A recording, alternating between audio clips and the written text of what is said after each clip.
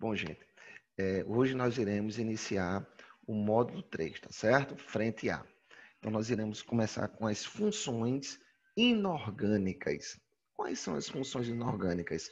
Ácidos, bases, sais e óxidos, tá? Iremos iniciar com ácidos e bases, certo? Então, existem várias definições para a gente identificar quando uma substância tem caráter ácido ou tem caráter básico, tá? Vamos falar aqui basicamente de 3 definições, certo? Então, quem tiver com um módulozinho, o módulo 3, frente A, ok? Então, a primeira definição é a definição proposta por Arrhenius, tá certo? Onde, segundo Arrhenius, ácido será toda e qualquer substância que em meio aquoso, ou seja, que na presença da água, tá, libera como único cátion ou como único íon positivo o H+.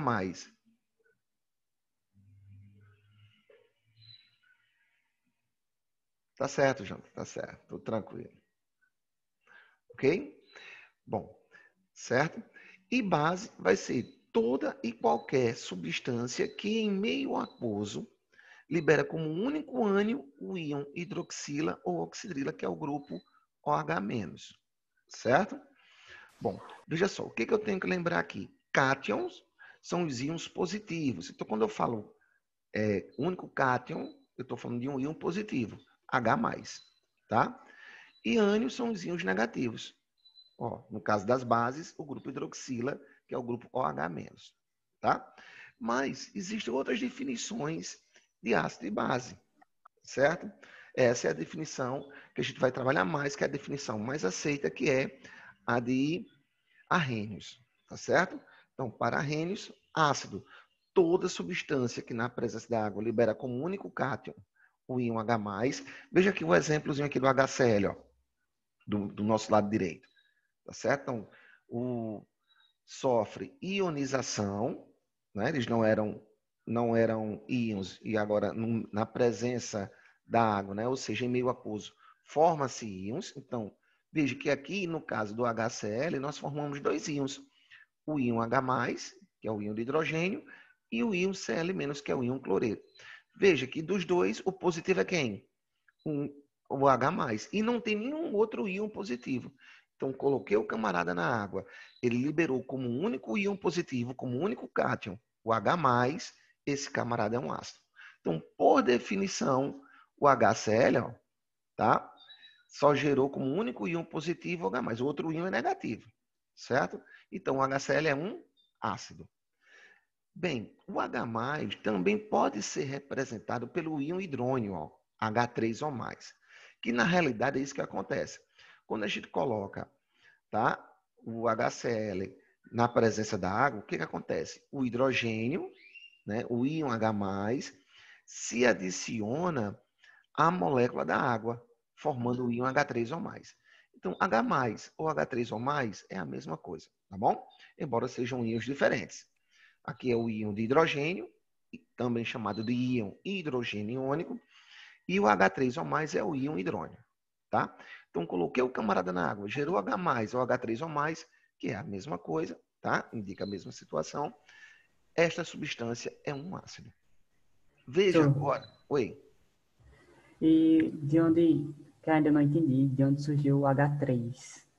Porque veja, quem é a água? Não é H2, não é H2O? Sim, Pronto. Aí, se o H, o hidrogêniozinho do cloro aqui, ó, que tá, do HCl, não forma um H+, ó, sim. pronto. Esse H+, ele se une à molécula de água. Aí eu tenho 2 hidrogênios, com mais esse aqui. Fica quantos Ah, hidrogênios? tem Entendeu? 3. Só que esse hidrogênio é um hidrogênio de carga positiva. É o hidrogênio sem um elétron. Por isso que ficou H3O mais, ó. Tem um maisinho aqui em cima, ó. Tá conseguindo ver? Se você tiver Sim, com um sim. módulozinho aí, eu acho que fica Tô mais com o fácil. módulo, tô vendo Pronto. aqui. Página 398, aí você vai orientando. Tá bom? Se ligou agora de onde veio o H3O Sim, mais? É o obrigado. íon de hidrogênio que se une à molécula da água, formando este outro íon que que a gente chama de íon hidrônio. Mas é a mesma coisa, tá? Tanto faz eu representar como H+, ou como H3 ou mais, eu estou representando o mesmo íon, Tá certo? Se liga nisso. Então, coloquei o cara na água, ele liberou H+, ou podemos representar H3 ou mais, esta substância é um ácido. Pela definição de quem? De Arrhenius. Tá certo? Já as bases, ó. Quando eu coloco, ó, a partezinha de baixo aqui, ó. Quando eu coloco o hidróxido de sódio, que é o NaOH, na presença da água, o que acontece? Ele sofre uma dissociação, formando o íon Na+, e o íon OH-. Ora, coloquei um camarada na água, ele gerou como único ânion o íon hidroxila. Esta substância é uma base. Beleza? Coloquei o cara na água, H+, ácido, íon hidroxila, OH-, base. Gente, tranquilo quanto a essa definição de ácido base de Arrhenius. Isso é muito importante, tá bom? Até porque a gente vai falar agora de duas outras definições propostas por outros dois cientistas, certo? Então, a de Arrhenius, que é inclusive que é a que a gente mais vai trabalhar, é a mais utilizada assim, no nosso meio do ensino médio, tá bom? Mas existem outras definições, como, por exemplo, a definição de Bronsted-Lowry, tá certo? Para ele, ácido, toda e qualquer substância que doa próton, e a base vai ser a substância que recebe esse próton. Beleza? Tá? Então, ó, o próton, se você olhar aqui para o íon de hidrogênio, o íon de hidrogênio é justamente o quê? É o átomo de hidrogênio que perdeu o elétron. Então, quando o átomo de hidrogênio, que tem número atômico 1, o que isso implica dizer? Se o número atômico é 1, ele tem um próton e um elétron. Se ele perde esse elétron, ele só passa a ter o que agora? Um próton. Tá? Beleza? Então, ó, na teoria de Bronsted-Lowry, ácido vai ser toda e qualquer substância que doa um próton, ou seja, que doa um íon de hidrogênio, por exemplo. E base é a substância que recebe, tá? Recebe esse próton, ok? Então, veja aqui no caso do HCl, ó, mesma historinha que a gente vinha falando aqui. Ó. Veja que o HCl, quando em meio aquoso, ele libera esse próton. Né? Ele doa esse próton. Não é? Tá? Então, quando a substância que doa esse próton é classificada como ácido. E, no caso, o cloreto, ó, o Cl-, é o camarada que recebe esse próton. Então, é uma base. Então, quando o HCl doa o próton, ele é um ácido. O cloreto que recebe esse próton é base. Esse par aqui de quem doa próton e de quem recebe o próton é chamado de ácido com base conjugada. Tá? Bom, essa é uma definição também um pouco mais abrangente, tá certo? Temos outra mais abrangente ainda do que a teoria de Bronsted-Lowry. É a teoria eletrônica de Lewis. Para Lewis, será definido como ácido toda e qualquer substância que recebe um par de elétrons numa ligação covalente dativa. Tá? Ou de uma ligação covalente coordenada. Ligação covalente coordenada dativa é a mesma coisa. E base vai ser a substância que doa esse par de elétrons. Tá? Então, nós temos essas três teorias, definições para ácido e base, das quais a que nós iremos mais abordar é a teoria a definição proposta por Arrhenius. Tá? Isso não impede de dizer que a gente não possa conhecer as outras. Tá certo? Então, a de Arrhenius, ácido, toda substância que libera como único íon positivo o H+. Base, toda substância que em meio aquoso libera como único ânion, ou seja, como único íon negativo, a hidroxila. Para Bronsted-Lowry, ácido, toda substância que doa o próton. E ácido vai ser a substância que recebe o próton. Esse par de ácido que doa próton e da base que recebe o próton é chamado de par, né? Ácido com base conjugada. Tá? Na teoria de Lewis, é quando ácido vai ser a substância que recebe o par de elétrons numa ligação covalente dativa. Né? E base é a substância que doa esse par de elétrons, tá, na ligação covalente da teia. Ok? Bom, temos essas três teorias. Lembrando, dessas três, a que nós iremos mais abordar, a que é mais abordada no nosso curso do ensino médio, é a definição proposta por Arrhenius de ácido e base. Tá bom? Então, tá? De forma geral, segundo Arrhenius, não é? Ácido é toda substância que libera O como único íon positivo H+, ele cita aqui alguns exemplos, tá? E base é aquela que libera como único ânion a hidroxila. Vamos ter dois tipos de classificação para os ácidos, tá? Professor, Primeiro, oi, Irlanda estava dando essa parte, Irlan estava trabalhando com funções inorgânicas, com ácidos. tá bom. Então, eu vou terminar Essa essa parte aula. aí agora, de ácidos aí, que você está dando. Então, ele tá dando Ele essa... parou, ele parou na página 401. Nomenclatura, ele ia começar. Pronto. Nomenclatura. Então, tá bom. Então, porque é o seguinte, eu estava com química A, né? Com a frente A. Não é isso? Nós trabalhamos o módulo 1 e o módulo 2 com a frente A. Não foi assim? Mas aí, já que ele começou, não tem problema. Eu vou para a frente B, tá certo? Então, deixa eu só terminar essa parte, né? Já que a gente começou hoje, tá bom? Para não Certo. ter que entrar. Aí, na Sim. próxima aula, é bom que a gente já faz essa revisão, né? Tá certo? E aí, na próxima aula, eu começo com a frente B, então. Eu vou me comunicar com ele aqui para a gente tirar essa dúvida. Tá certo? Mas obrigado por ter avisado, meu filho, viu? Bem, então, tá? Vamos voltar aqui. Então, nós temos duas classificações, né? Quanto ao número de hidrogênios, tá certo? Que pode ser monoácido, diácido, triácido, tá? Quando só tem um hidrogênio, monoácido.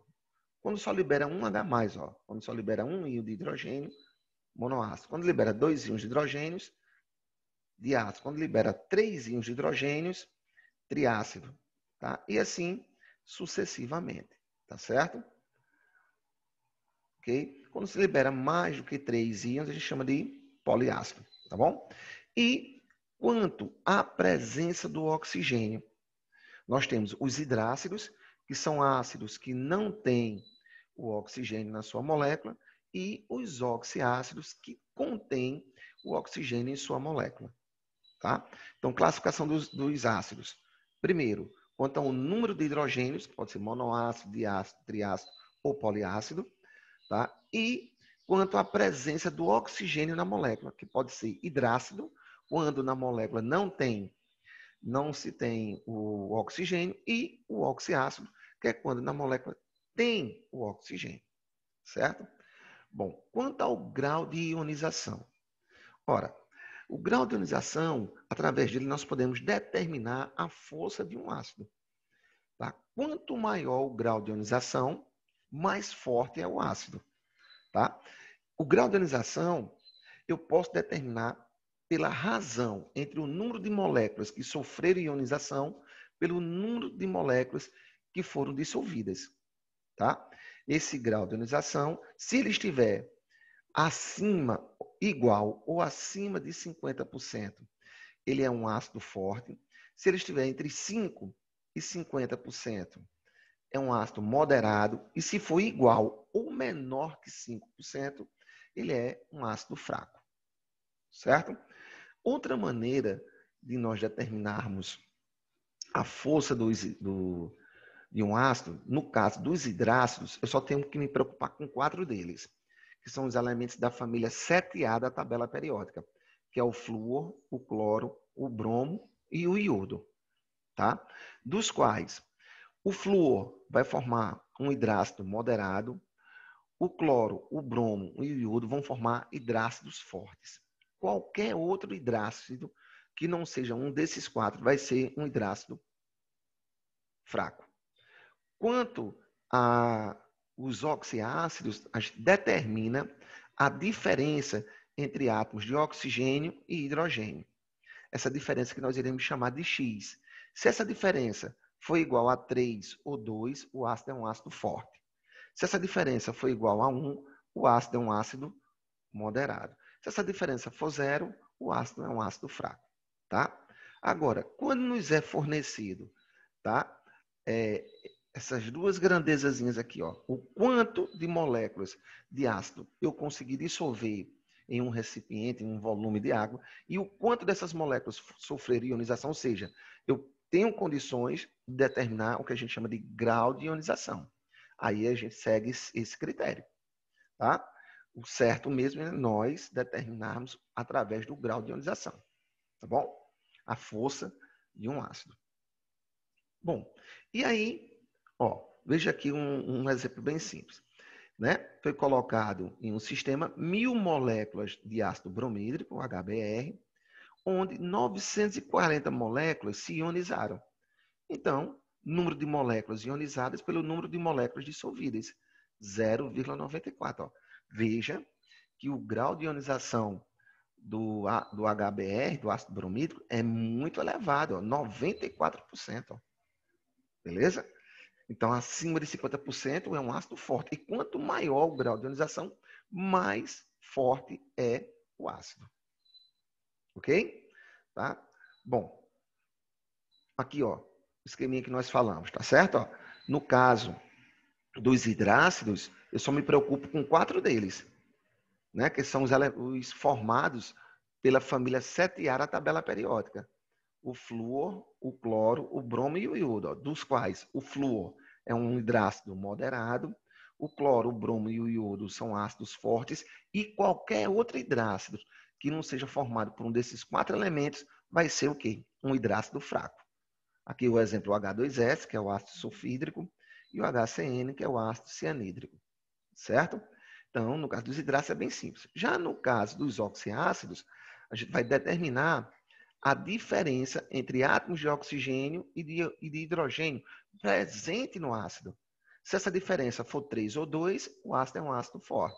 Se essa diferença for 1, ele é moderado, e se for 0, é fraco, como a gente está citando aqui no exemplo. Ó. Tá bom? Óbvio, a diferença 3 mais forte do que a diferença 2. Né? 4 menos 1, 3, o ácido é um ácido forte. Se eu tenho aqui, por exemplo, o H2SO4, o ácido sulfúrico, então, o HClO4 é mais forte do que o H2SO4. Ok? Pronto. E aí, tá? Quanto à questão da volatilidade, bem, primeiro, o que é ser volátil? É a facilidade em passar do estado líquido para o estado gasoso, tá? Então, quanto maior essa facilidade em passar para o estado gasoso, mais volátil é a substância. Por exemplo, quem é mais volátil? Quem facilmente quem mais facilmente passa para o estado gasoso? Vou dar aqui um exemplo no nosso cotidiano. A água ou o álcool? Quando a gente observa, quem mais facilmente passa para o estado gasoso? O álcool, né? Tá? Outra substância que é bem volátil no nosso cotidiano, o acetona, né?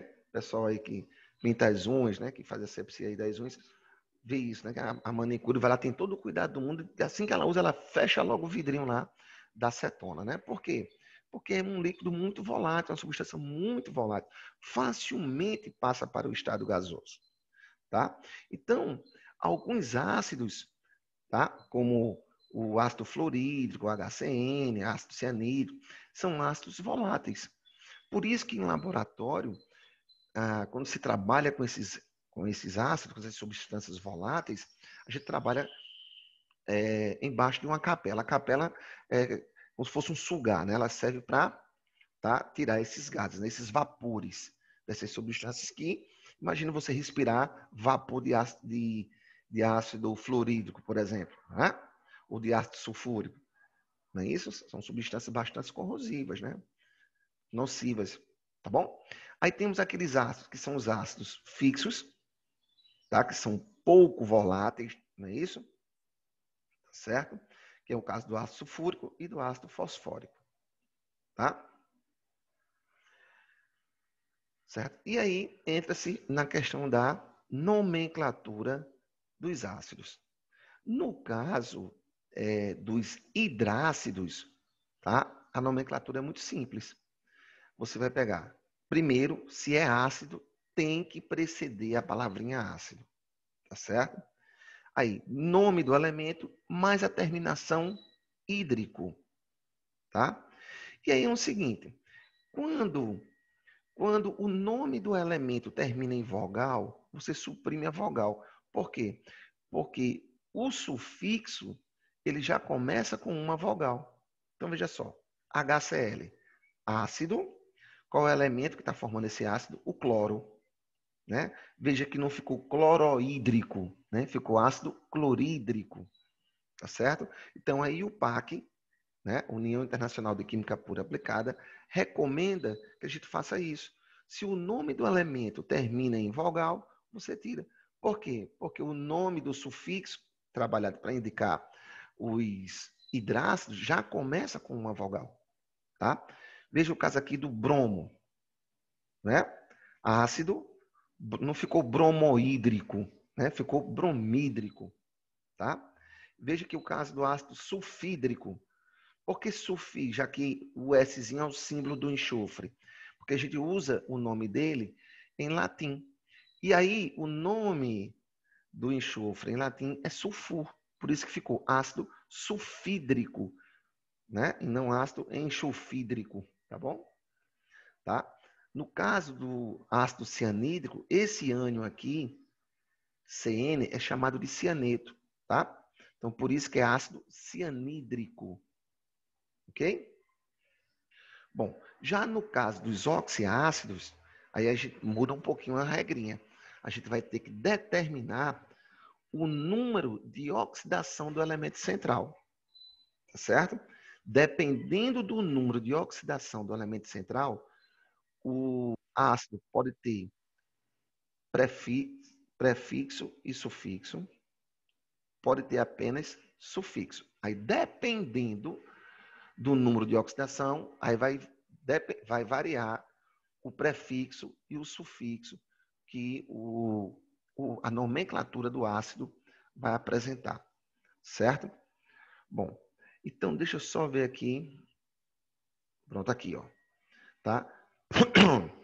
Então, para ácidos com o maior NOx possível, nós vamos ter o sufixo, o prefixo per e o sufixo ico. Para o menor NOx possível, nós iremos ter o prefixo hipo e o sufixo oso. Para os NOx intermediários, o maior entre eles apenas sufixo ico, tá? E o menor entre eles apenas o sufixo oso. Então veja aqui a tabelinha como eles informam. Então, quando o número de oxidação do elemento central do ácido for 0, mais 1 ou mais 2, o sufixo é oso e o prefixo é hipo. Quando for mais 3, mais 4, mais 5 ou mais 6, que isso vai depender do ácido, ali, mais 3 e mais 4 vai ter sufixo oso. Mais 5 e mais 6, o número de oxidação, sufixo ico. E quando for o maior NOx possível, que é mais 7, vai ter o prefixo pé e o sufixo ico. No meio fica o quê? Fica o nome do elemento central. Tá certo? Então veja, ó, o caso do HClO. Determinando, como é que eu determino o NOx do elemento central? Vamos lembrar das regrinhas de determinação de NOx. Tá? A soma dos NOx, a soma dos números de oxidação dos elementos que constituem a molécula tem que ser igual a 0. Tá bom? E aí, alguns elementos apresentam número de oxidação, estado de oxidação já prefixado. Como no caso aqui, ó, ele forneceu as regrinhas. Ó. Os metais alcalinos têm carga mais 1, os metais alcalinos terrosos têm carga mais 2, o oxigênio, tá? Em peróxido tem carga menos 1, mas quando não é peróxido, menos 2. O hidrogênio tem carga mais 1, tá? E aí, essas duas regrinhas, ó. A soma dos números de oxidação num composto é igual a 0. Isso aqui eu não posso esquecer, tá? O hidrogênio é carga mais 1, o oxigênio carga menos 2. Então, Fazendo essa regrinha aqui, ó, você vai ter que, como do hidrogênio é mais 1 e do oxigênio é menos 2, o cloro tem que ter uma carga para quando eu somar dar zero. Então, quando eu fizer a regrinha, aplicar a regra de determinação do NOx, o que vai acontecer? O cloro vai ter carga mais 1. E aí, quando for carga mais 1, ó, vai ter o prefixo hipo. Lembrando, se é ácido, tem que preceder a palavrinha ácido. Tá? Aí, prefixo hipo, mais o nome do elemento, no caso, o nome do elemento central é o cloro, tá? Mais sufixo oso. Tá aqui, ó. Então, toda vez que o NOx do elemento central for 0, mais 1 ou mais 2, a gente trabalha no nome do elemento central, o prefixo hipo e o sufixo uso. Tá? Veja o caso do exemplo 2. Ó. O oxigênio tem carga menos 2. Como eu tenho 2 oxigênios, vai ficar carga menos 4. O hidrogênio tem carga mais 1. Então, o cloro tem que ser um valor, um NOx, que quando eu somar com mais 1 e menos 4, dê zero. Então, esse valor é 3. Então, quando o NOx do elemento for mais 3, veja, não vai ter prefixo, vai ser somente o nome do elemento central, então vai ser ácido, nome do elemento cloro, mais sufixo uso. Tá? Quando o NOx do elemento central for mais 5, que é o caso aqui do exemplo 3, veja que quando for mais 5 e mais 6, também não tem prefixo, vai ser o nome do elemento mais sufixo ico. Por isso ficou ácido clórico. Não é? E o HClO4, que vai ter o NOx do elemento central mais 7, vai ficar ácido mais, quando for mais 7, ó, prefixo pé, nome do elemento, sufixo ico, ácido perclórico. Bom, gente, então eu vou conversar com o professor, né, com o nosso companheiro, para ver, tá, se eu continuo aqui com a frente A ou se ele continua. Mas ele começou, né? Como eu iniciei aqui, eu estava com a frente A. Mas tudo bem. Aí, qualquer coisa, a gente resolve. Exercício, eu ia abrir já exercício para vocês hoje, mas aí, na próxima aula, a gente tira essa dúvida e aí a gente continua. Tá bom, meu povo? Peço desculpa aí qualquer coisa, tá certo? Foi uma falta de comunicação entre eu e a Irlã, mas aí, provavelmente, a falha foi minha, tá bom? Que não me comuniquei com ele antes. Tá certo, gente? Valeu aí, Jonathan, Felipe, tudo certinho, né, meus filhos? Bom, então, até a próxima, tá certo? Valeu, professor.